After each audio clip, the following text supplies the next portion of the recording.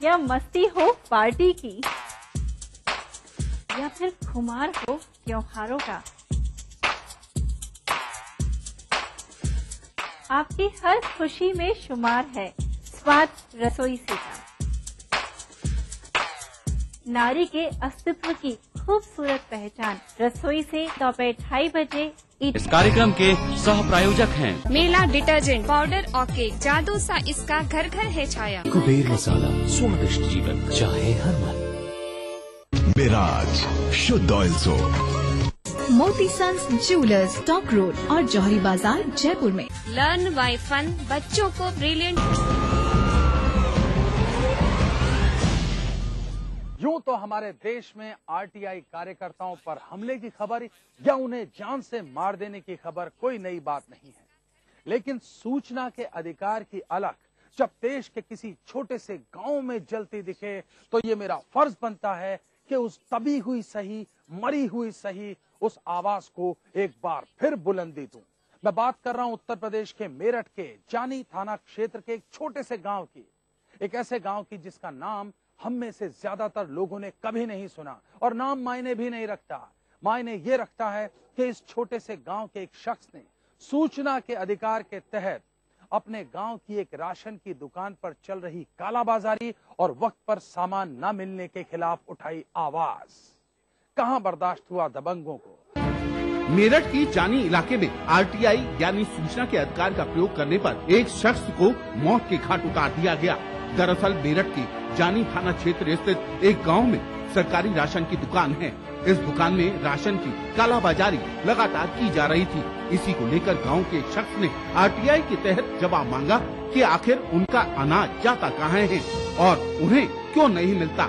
सारे सोए हुए थे तो मैं टॉयलेट करने के लिए जैसा उठा तो आए और आके उन्होंने तबातोड़ गोलियां चला दी। पर फिर क्या था, राशन की दुकान चलाने वाले दबंगों को ये बात इतनी नागवार गुजरी कि उन्होंने ताबड़तोड़ गोलियां बरसा दी। इस गोलीबारी में आरटीआई मांगने वाला शख्स अजय की नहीं बल्कि उसके भाई टिंकू की मौत हो गई। आरटीआई के अगेंस्ट इन्होंने अपनी सुरक्षा के लिए डीजीपी उत्तर प्रदेश को फैक्स किया हुआ है। अब से 15 दिन पहले फैक्स शासन ने दबाए हुए हैं या तो क्योंकि हम पे सब रिसीविंग है। अजय के वकील का कहना है कि अजय ने इससे पहले प्रदेश के डीजीपी, मेरठ के एसएसपी को भी इस बाबत बता दिया था कि उसे और उसके परिवार वालों को जान का खतरा है। इस मामले में एक आरोपी को गिरफ्तार कर लिया गया है जबकि एक शख्स अभी भी फरार चल रहा है। नौकरी के नाम पर मिले जज्बाती और जिस्मानी जख्मों की बात करेंगे, लेकिन उससे पहले देखिए दास्ताने जुर्म क्राइम फ्लैश। एक स्कूली छात्रा से छेड़छाड़ करने पर भीड़ ने की एक सिपाही की पिटाई। लखनऊ उत्तर प्रदेश में हुसैनगंज इलाके में हुई ये वारदात। आरोपी सिपाही पुलिस लाइन में है तैनात। पिटाई के बाद लोगों ने आरोपी को किया पुलिस के हवाले। आरोपी के खिलाफ छेड़छाड़ का मुकदमा दर्ज कर पुलिस ने किया उसे गिरफ्तार। बिहार के गया जिले में मिला भारी मात्रा में विस्फोटक। इमामगंज के असराइन में सीआरपीएफ ने 7 सिलेंडर बम सहित कई डेटोनेटर और वायर किए बरामद। सूत्रों के अनुसार नक्सलियों द्वारा रखी गई थी ये विस्फोटक सामग्री। पश्चिम बंगाल में आपसी विवाद के कारण एक घर में लगाई आग। 4 लोग जले जिंदा, 7 अन्य बुरी तरह जख्मी। पश्चिमी मिदनापुर जिले में हुई इस घटना के समय सभी मृतक सोए हुए थे घर में। घटना के सिलसिले में पुलिस ने किया 3 लोगों को गिरफ्तार और एक फरार की तलाश की शुरू।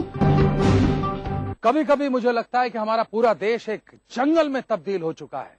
ऐसे जंगल में जहां पर लड़की या महिला रूपी हिरण जब भी कोई कुलाचे मारते देखता है तो बस उसे तबोच लेने, नोच लेने, खसोट लेने पर आमादा हो जाता है। मैं बात कर रहा हूं झारखंड के गुमला जिले की उस लड़की की जो आ गई फरेब में अपने ही गांव के एक युवक की। पहले नौकरी का झांसा, फिर झूठी मोहब्बत का दिलासा और उसके बाद गोवा की गलियों में बदनाम जिंदगी। जिले के पालकोट थाना परिसर के बाहर अपने 2 माह के बच्चे को लेकर बैठी युवती न्याय की गुहार लगा रही है। युवती की माने तो गांव का ही एक युवक शैलेंद्र कुमार उसे काम दिलाने के बहाने दिल्ली ले गया। उसके बाद उसे प्रेम जाल में फंसाया, शादी का प्रलोभन दिया, गोवा ले जाकर उसका शारीरिक शोषण किया और जब युवती गर्भवती हो गई तो उसे छोड़कर भाग गया। आज उसे ना तो उस लड़के का सहारा रहा और ना ही परिवार वाले ही उसे स्वीकार कर रहे हैं। और मेरा कपड़ा भी लेके गया, बोला कि तुम्हारा कपड़ा भी टाइट हो रहा है, ढीला करा देंगे बोल के लेके गया। जब से फोन ही नहीं करा वो। शिकायत दर्ज होने के बाद युवती को थाने में बुलाकर थाना प्रभारी ने पूरे मामले की जानकारी ली। उनकी माने तो आरोपी युवक पर एक तो लड़की को काम दिलाने के नाम पर बाहर ले जाने का मामला दर्ज होगा, साथ ही युवती के साथ शारीरिक शोषण का भी मामला दर्ज होगा। हम लोग सर्वप्रथम इस प्राथमिकी दर्ज करेंगे, इसके बाद आगे कार्रवाई करेंगे। पुलिस ने भले ही मामला दर्ज कर छानबीन शुरू करने और कार्रवाई का भरोसा दिया हो, लेकिन सवाल ये उठता है कि इस तरह की यह कोई पहली घटना नहीं है। न जाने कितनी ही युवतियां इस तरह के झांसे में आकर अपना जीवन बर्बाद कर रही हैं। देश में जाली नोटों के कारोबार की बात बस एक छोटे से ब्रेक के बाद।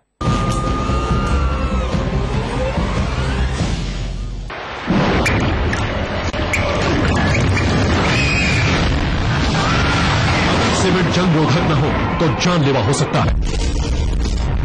श्रीलंका रेड ऑक्साइड, भारत का एकमात्र जंग रोधक सीमेंट। मेरा रसना फ्रूट हुआ रॉयल अल्फांसो मैंगो। अब नए रसना अल्फांसो मैंगो में सिर्फ 10 रुपए में बनाए 12 ग्लास रियल फ्रूट, मेरी विटामिन और किल्लू। आई लव यू रसना। 4 5 6 पंजे 30। दिमाग तो हवाई जहाज है तेरे। नाना राकेट। हाँ रॉकेट। राकेट जी कहाँ? अम्मा खेत में आई है। जा रख ले। मुन्नी बीमार जो होने वाली है। बीमार? खुले में शौच करेगी, उस पे मंडराएंगी मक्खियाँ, फिर वही मक्खियाँ तेरे बनाए खाने पर बैठ उसे दूषित करेंगी और मुन्नी को बीमार। घर में शौचालय बनवा और इस्तेमाल कर। निर्मल भारत अभियान। जहाँ सोच वहाँ शौचालय। तेरी बातें दिल को छू जाए, तेरी अदाएं गजब सा ढाए। Oh girl, you are always on my mind. Just wanna hold you and make you mine. It's all true, but I don't love you. I don't love you. I don't love you. What I say is really true, but I don't love you. Amrapali को उनके नए venture और उनकी movie I don't love you के लिए मेरी तरफ से हार्दिक शुभकामनाएं। हमारे कुशल इंजीनियर, सैकड़ों दक्ष श्रमिकों, आधुनिक तकनीक के साथ 60 शहरों में जुटे हैं। आपको और आपको आप सबको मिले सभी सुविधाओं से संपन्न आपका अपना एक घर। राजस्थान आवासन मंडल, हमारा है एक ही सपना, सबका हो घर। तो हो जाए थोड़ी मस्ती।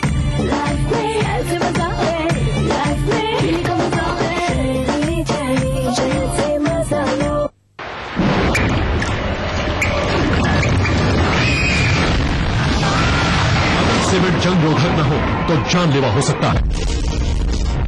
श्रीलंका रेड ऑक्साइड, भारत का एकमात्र जंग रोधक सीमेंट। जीतिए एक फ्लैट और करोड़ों के इनाम। खरीदिए वेक्टस ग्रुप के गंगा, वाटरवेल, वेक्टस पानी की टंकियां और पाइप। देखिए ईटीवी राजस्थान सभी डीटीएच प्लेटफॉर्म पर, डिश टीवी पर चैनल नंबर 822, एयरटेल पर चैनल नंबर 288, टाटा स्काई पर चैनल नंबर 162, बिग टीवी पर चैनल नंबर 418, वीडियोकॉन पर चैनल नंबर 748। देखिए आपका अपना चैनल। हवा में महकती खुशनुमा जिंदगी, दिन हो या रात, रंगों की हर एक झलकियां दिखती है इस शहर में। सदियों से चलती आ रही परंपराओं के साथ जुड़ गया है आज का गुलाबी शहर। जानिए इस रंगीन शहर को और करीब से। देखिए पिंक सिटी इस समय पर। इस न्यूज के सह प्रायोजक हैं लर्न बाय फन, बच्चों को ब्रिलियंट। भारत इतिहास के पन्नों पर शाही संस्कृति के धरोहर राजस्थान आज भी जगमगाता है रजवाड़ों की गरिमा से, जननेताओं की राजनीति से, हर एक बात की चहल पहल से, और रहता है हमेशा अपने ही रंग में, अपने ही ढंग में। म्हारो राजस्थान देखिए इस समय पर। इस न्यूज के सह प्रायोजक हैं जागो पार्टी का मिशन 2013, आरक्षण का अंत। मिराज शुद्ध ऑयल सोप। कुबेर मसाला, स्वादिष्ट जीवन चाहे हर मन।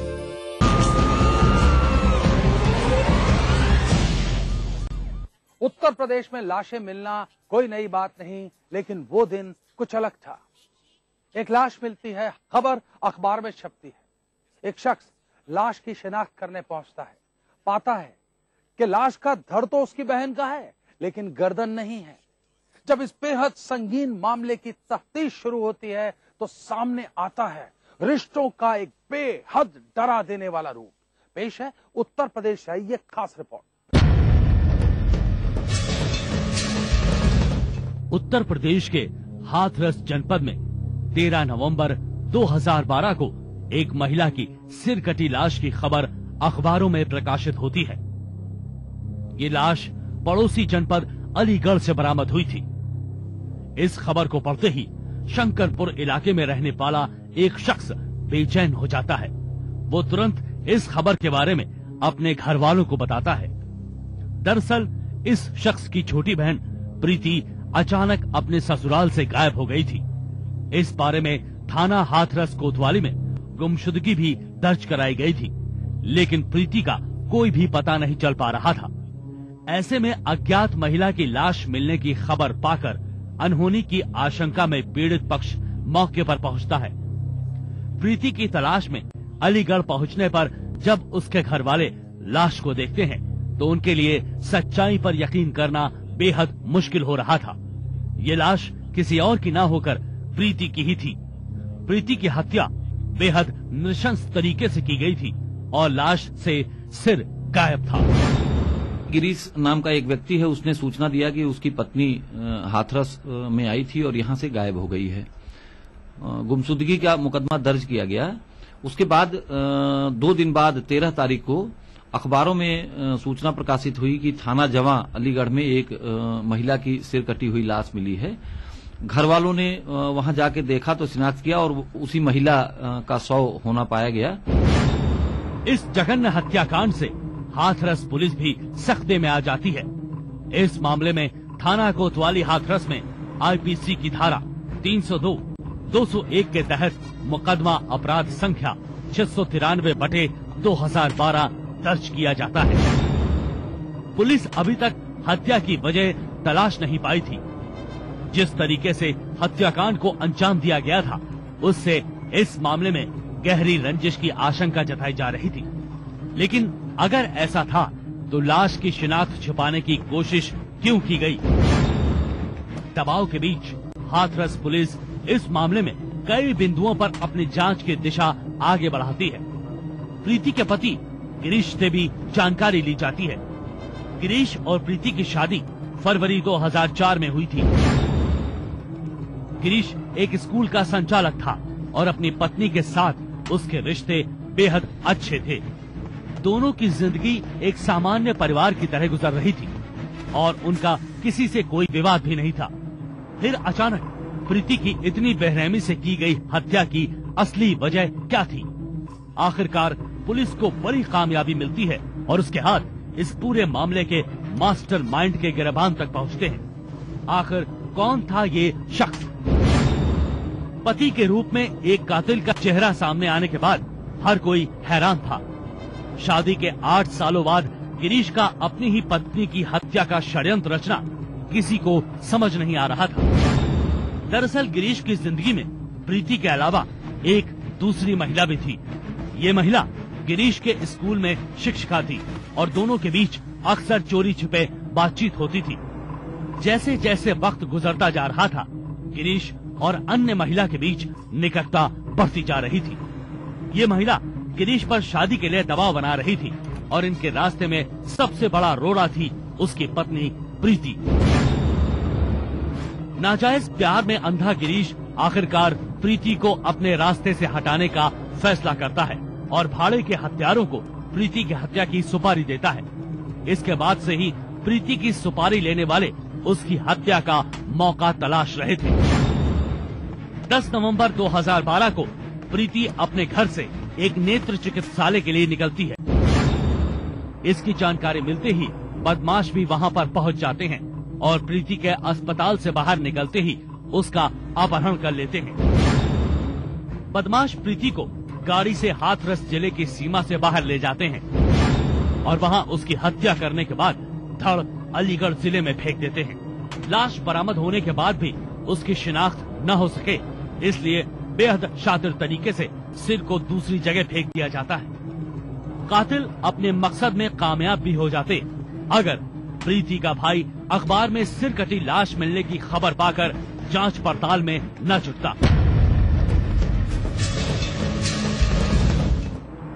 अपने अवैध रिश्ते की खातिर पत्नी की हत्या कराने वाले गिरीश ने लाश की शिनाख्त से लेकर हर मौके पर पूरी कोशिश की जिससे जांच की दिशा भटकाई जा सके। अपनी पत्नी की नृशंस हत्या कराने वाले गिरीश सहित 5 अपराधी इस समय अलीगढ़ जेल में बंद हैं। हत्यारों की शिनाख्त के आधार पर पुलिस बाद में प्रीति का सिर बरामद कर चुकी है। मामले के सभी पहलुओं को खुलकर सामने लाने के लिए विवेचना अभी भी जारी है। विवेचना के दौरान जो भी साक्ष्य मिला उससे ये ज्ञात हुआ कि ये हत्या उसी महिला के पति ने अपने सहयोगियों के साथ, रिश्तेदारों के साथ मिलकर किया है। पति गिरफ्तार किया गया। उसके बाद जो अगला अभियुक्त गिरफ्तार हुआ उसने फिर उस महिला का सिर कटा 100 बरामद कराया। इसमें मोटिव ये निकला था कि जो पति था उसका किसी महिला से अवैध संबंध था और इस कारण वो उसमें अपनी जो पत्नी थी वो बाधक बन रही थी उसके अवैध संबंधों में, इसी कारण उसने ये हत्या की थी। इन्हें दंड मिलना चाहिए और पूजा गुप्ता जिन्होंने पुलिस ने निकाल दिया है, पूजा गुप्ता को और अंदर डालना चाहिए। एक विजय नाम का लड़का है जो इसके मकान में गैरोस करके लड़की को रोका, उस लड़के को भी निकाल दिया पुलिस ने, वो लड़का भी होना चाहिए। कहते हैं अपराधी कितना भी शातिर क्यों ना हो, लेकिन आखिरकार वो कानून के शिकंजे में फंस ही जाता है। गिरीश ने भी बेहद शातिर तरीके से प्रीति की हत्या कराकर दूसरी महिला के साथ अपनी जिंदगी बसाने का सपना देखा था। उसकी ये हसरत अधूरी रह गई, साथ ही बसी बसाई गृहस्थी भी उजड़ गई और वो अब कानून का मुजरिम बना बैठा है। अगर आप भी अपने आसपास घट रहे किसी अपराध को दास्ताने जुर्म में देखना चाहते हैं तो उठाइए अपना मोबाइल फोन, मैसेज मोड में जाइए, टाइप कीजिए DEJ स्पेस दीजिए अपना और अपने शहर का नाम लिखकर भेज दीजिए 56000606 पर। अगर आपके पास इस कार्यक्रम के लिए कोई भी प्रतिक्रिया है, सकारात्मक या नकारात्मक, तो आप हमें पत्र भी लिख सकते हैं। हमारा पता नोट कीजिए, दास्ताने जुर्म, ETV 5/96A, भवानी सिंह लेन, भवानी सिंह रोड, सी स्कीम, जयपुर। और अगर आप इंटरनेट इस्तेमाल करते हैं तो आप ट्विटर और फेसबुक के जरिए भी अपनी राय भेज सकते हैं।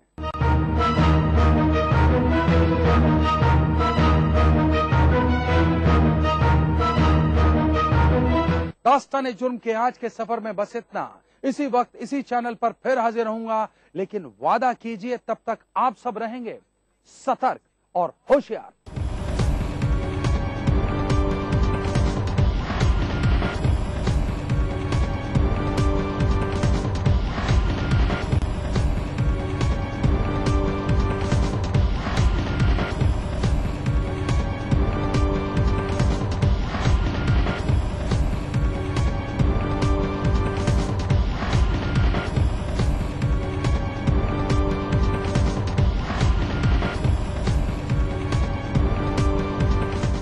कार्यक्रम के सह प्रायोजक थे बंगर सीमेंट, सस्ता नहीं सबसे अच्छा।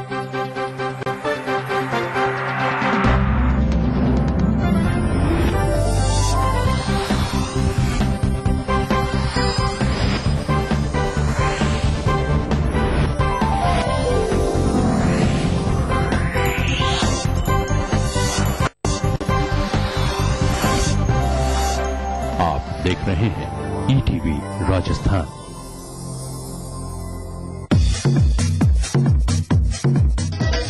मुड़ के ना देख, मुड़ के दाना बेचिक दाना दाना इधर दाना बेचिक दाना चिमनी चिमनी चिमनी चला चला चला।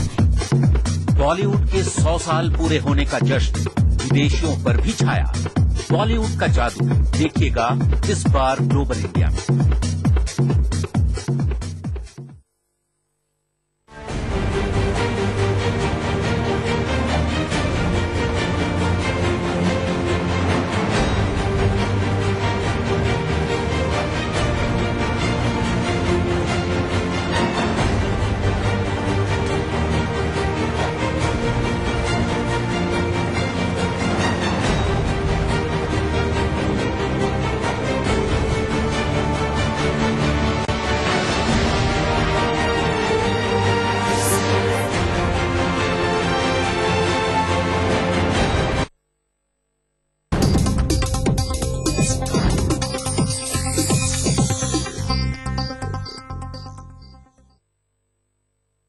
न्यूज के सह प्रायोजक हैं वाडीलाल आइसक्रीम, हैप्पीनेस का स्वाद। बंगर सीमेंट, सस्ता नहीं सबसे अच्छा। सीसा, जो कंट्रोल करे झड़ते बाल, कम बाल, रूसी, रुके और बेजान बाल।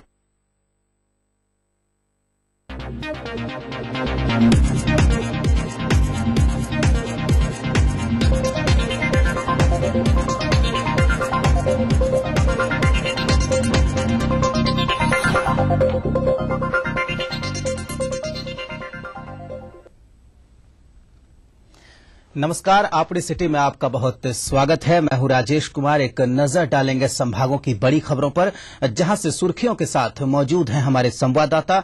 सबसे पहले रुख करेंगे जयपुर का, जहां से बड़ी खबर बता रहे हैं संवाददाता योगेश शर्मा। राजस्थान के गांधी कहे जाने वाले प्रदेश के मुख्यमंत्री अशोक गहलोत का कल जन्मदिन है। उनके जन्मदिन को यादगार बनाने के लिए कांग्रेस कार्यकर्ताओं ने कमर कस ली है और कल विभिन्न आयोजन किए जाएंगे। आज भी सेवा दल के कार्यकर्ताओं ने मुख्यमंत्री की दीर्घायु के लिए यज्ञ का आयोजन किया। वहीं कल रक्तदान शिविर और कई सामाजिक सरोकारों से जुड़े कार्यक्रम आयोजित होंगे। सरबजीत की मौत के मामले में जयपुर में आज भी प्रदर्शनों का दौर चला और बीजेपी ने कांग्रेस सरकार को आड़े हाथों लिया। पाकिस्तान का झंडा भी जलाया गया। देखते रहिए जयपुर संभाग की सबसे बड़ी खबरें अपनी सिटी में। अजमेर संभाग की सुर्खियां बता रहे हैं संवाददाता अभिजीत दवे। लंबी खामोशी के बाद एक बार फिर चेन स्नैचर्स ने दी पुलिस को चुनौती। 15 मिनट के अंतराल में शहर में 3 जगह लूटा चैन। पुलिस कर रही अपराधियों को पकड़ने की माथापच्ची। तो वहीं भीलवाड़ा में आयकर विभाग की संगम ग्रुप पर बड़ी कार्रवाई। एक साथ कई ठिकानों पर चल रही जांच पड़ताल। बेनामी संपत्ति का हो सकता खुलासा। संभाग की इन बड़ी खबरों को आप देखते रहिए अपनी सिटी में आज हमारे साथ। उदयपुर संभाग की बड़ी खबर के साथ मौजूद हैं संवाददाता रवि। बाल श्रम के खिलाफ एंटी ह्यूमन ट्रैफिकिंग सेल ने आज उदयपुर में एक बड़ी कार्रवाई को दिया अंजाम। सुखाड़िया सर्कल पर चलने वाले मुंबईया बाजार में देर शाम सेल की टीम ने करीब 1 दर्जन से ज्यादा बाल श्रमिकों को किया रेस्क्यू। सभी बाल श्रमिकों को CWC के समक्ष पेश करने के साथ ही की जाएगी पुनर्वास की व्यवस्था। देखते रहिए उदयपुर संभाग से आज की सबसे बड़ी और अहम खबर हमारे साथ अपनी सिटी में। कोटा संभाग में दिन भर क्या रही हलचल बता रहे हैं हमारे संवाददाता भंवर एस चारण। अयाणा के पूर्व सरपंच रामनिवास मीणा की दिन दहाड़े गोली मारकर हत्या करने के बाद कोटा जिले में फैली सनसनी। इटावा से अयाणा जाते समय जीप में सवार बदमाशों ने करीब से मारी पूर्व सरपंच मीणा को गोली। अयाणा थाना पुलिस जुटी आरोपियों की पहचान में। प्राथमिक तौर पर बताया जा रहा है जमीनी विवाद को झगड़े की जड़। देखिए कोटा संभाग से आज की सबसे बड़ी खबर में। रुक करते हैं जोधपुर का। जोधपुर संभाग की सुर्खियां बता रहे हैं राजीव गौड़। जोधपुर में भगवान श्री कृष्ण के साथ धोखा करने का अनूठा मामला आया सामने। अंसल समूह द्वारा इस्कॉन मंदिर के लिए जमीन देने के बाद मुकरने के बाद खुला मामला। समाजसेवी महेंद्र लोढ़ा ने मुख्यमंत्री अशोक गहलोत से किया आग्रह। भगवान श्री कृष्ण को इंसाफ दिलाने का किया आग्रह। जोधपुर संभाग की सबसे बड़ी खबर को हमारे साथ देखिए अपनी सिटी में।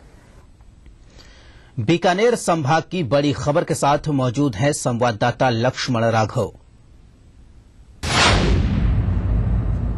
दुष्कर्म पीड़िताओं के परिजनों को आर्थिक मदद मुहैया कराने व स्थानीय थाना पुलिस को लाइन हाजिर करने की मांगों को लेकर विधायक डॉक्टर विश्वनाथ का अनिश्चितकालीन धरना आज चौथे दिन भी रहा जारी। 5 लोगों ने किया क्रमिक अनशन। भाजपा जिला अध्यक्ष रामगोपाल सुथार भी पहुंचे धरना स्थल। कहा पार्टी पूरी तरह से है विधायक के साथ। तो वहीं बीकानेर में बालिकाओं ने कैंडल मार्च निकालकर जताया विरोध। कलेक्टर से मिलकर लगाई गुहार। श्री गंगानगर में जवानों के अभ्यास के दौरान चली गोली से खेत में काम कर रहा किसान हुआ घायल। अस्पताल में करवाया गया भर्ती, इलाज है जारी। बीकानेर संभाग से निकल रही इन दोनों बड़ी खबरों को देखिए हमारे साथ अपनी सिटी में।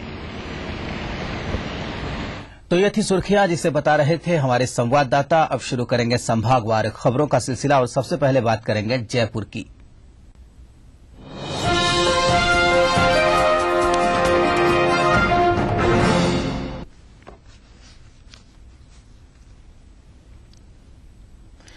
मुख्यमंत्री अशोक गहलोत ने आज इजराइल से मुंबई लौटते ही यहां से बेंगलुरु का रुख किया उन्होंने, जहां गहलोत ने गांधीनगर विधानसभा क्षेत्र से प्रत्याशी दिनेश गुंडूराव के समर्थन में तेरापंथ भवन में जनसभा को संबोधित किया। इस मौके पर गहलोत ने कहा कि कांग्रेस का हाथ हमेशा आम आदमी के साथ है। उन्होंने इस मौके पर भाजपा पर भी जमकर निशाना साधा। पाली सांसद बद्री राम जाखड़ ने भी जनसभा को संबोधित किया।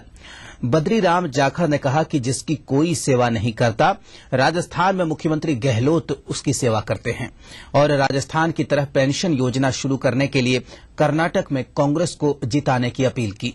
आपको बता दें कि यूपीए चेयरपर्सन सोनिया गांधी भी बेंगलुरु में है। जनसभा से पहले गहलोत ने बेंगलुरु में होटल एट्रिया में कार्यकर्ताओं के साथ बैठकर कर्नाटक चुनाव की रणनीति पर चर्चा की। सकते हो कि इजराइल से या मैं आया हूं दिनेश गुंडूराव के लिए और पूरी कांग्रेस पार्टी कैसे कामयाब हो उनके संदेश देने के लिए, अपील करने के लिए। मुझे खुशी है कि आप इतनी बड़ी तादाद में आप पर पधारे।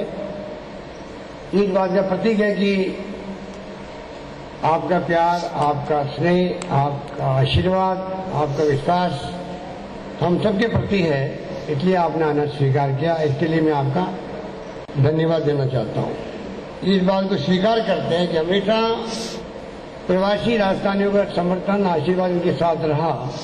इसलिए पहले 3 बार आपने उनको कामयाब किया, तो चौथी बार जब कांग्रेस हवा चल रही है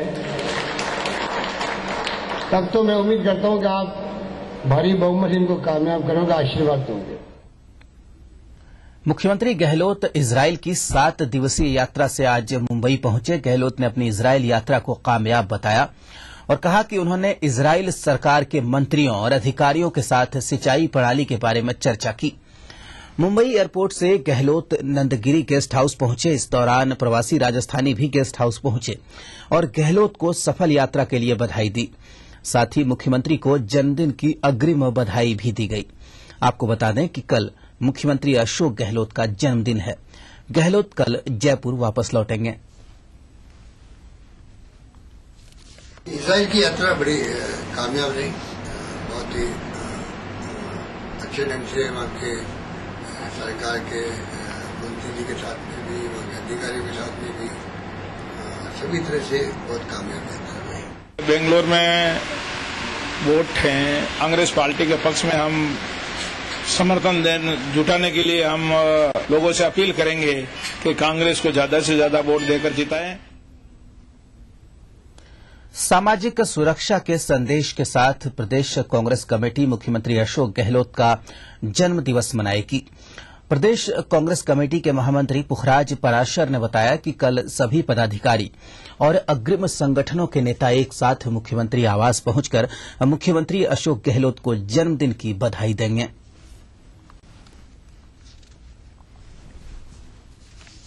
मैं समझता हूं कि जितने रचनात्मक कार्य जन्मदिवस पर कांग्रेस के कार्यकर्ता हमारे करते हैं, उसी तरह से जो अशोक गहलोत जी ने जो योजनाएं, सामाजिक सुरक्षा की जो योजना है, तो मेरा सभी कांग्रेस जनों से इस महत्वपूर्ण दिवस पर अनुरोध रहेगा कि वो जो सामाजिक सुरक्षा की जो योजना है वो उसमें जनता का सहयोग करें।